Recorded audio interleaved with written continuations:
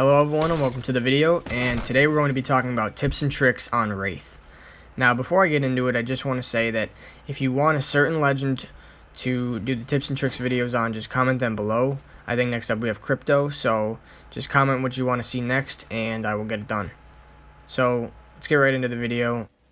Starting off with the first tip, this is a little situational, but even still, if you're going up a balloon or some sort of zip line, always, if you're being shot at, use your Wraith.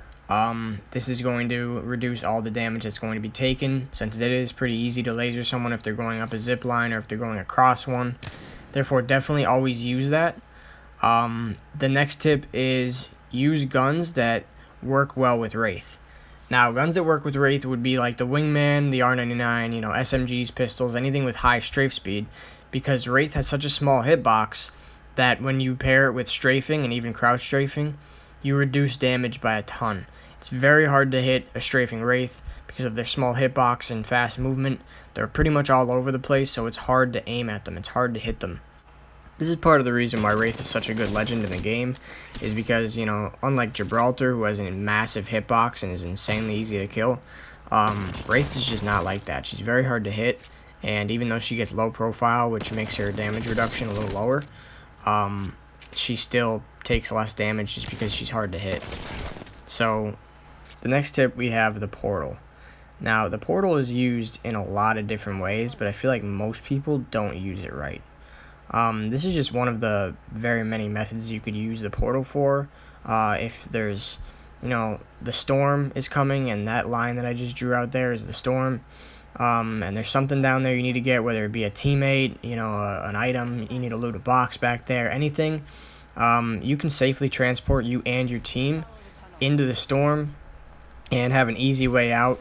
A lot of times when the storm is ticking, like in the third circle maybe, you don't really have time to go back in it and loot, but in this scenario, you can safely transport any teammate that is down in the storm, or if there's any boxes in there and you need loot, you can easily get you and your team there, which might not have been possible without the portal. So another thing I want to talk about is how most people use the portal. I feel like a lot of people use it for movement, and this is just not the way you want to do it. This is a total waste of the portal. You should never really be using it just to move a little faster. It's definitely a waste, so try to avoid that. Unless you're in the storm and you need a lot of movement speed and you want to transport your team to get to the edge or you're going to die. That's the only time you can use it effectively for movement speed. So definitely avoid that. But next, I want to talk about the Void a little bit, or her L1. There definitely is a couple ways to use it, but there's definitely one way that you do not want to use it. So in this scenario right here, where I marked as an enemy, you can use it really well for rotations. This is very good in ranked. When the charge rifle is very prominent and you need to get from point A to point B, you can reduce damage taken and get to the point or better positioning that you need. Now this in Getaways is definitely one of the best ways to use her L1, but I feel like a lot of people might use it wrong. They might make the mistake of using it to engage. Now this is something you want to completely avoid, because for the most part the Void should be used as a getaway.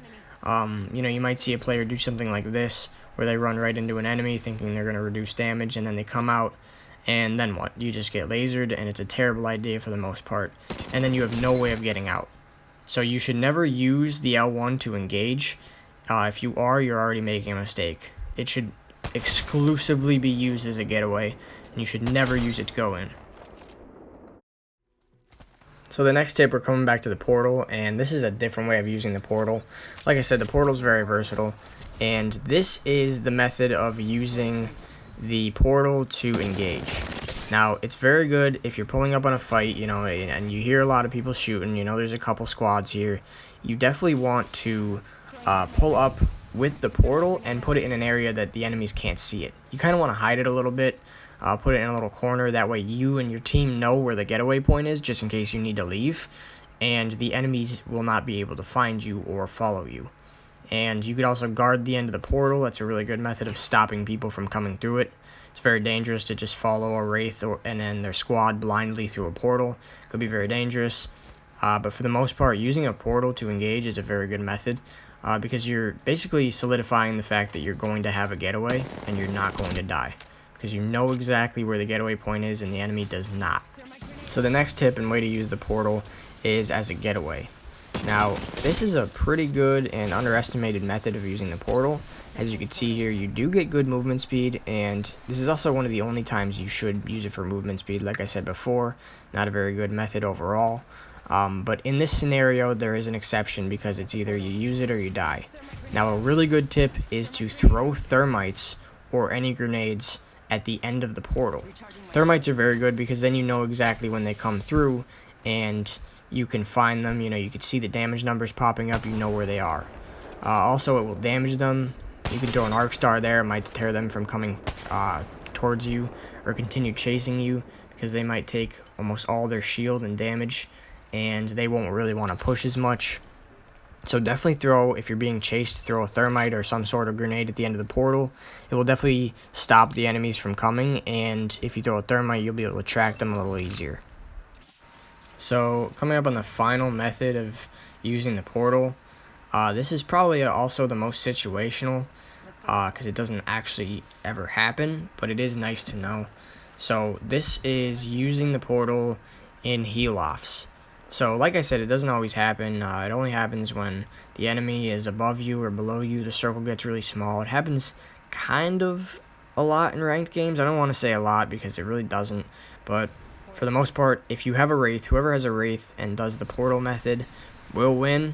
As you can see here, if the storm's ticking really hard, it's going to only hit you once, and you're taking so much time to go through the portal, and you also have the void as well, which you can use. Right here, you could see how much damage I would be reducing by just going portal to portal, and it's much faster. Even with a gold shield, you cannot out-heal this method. So you can see, you know, you void and then you go right into the portal. It saves so much damage, and it's the best method for heal-offs. You will basically always win. You just want to coil your portal in like a little circle. Just keep going around and around in the small circle, and you will come out on top. So that's all for this video.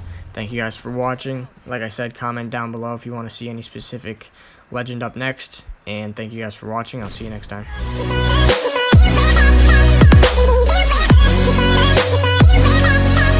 You know that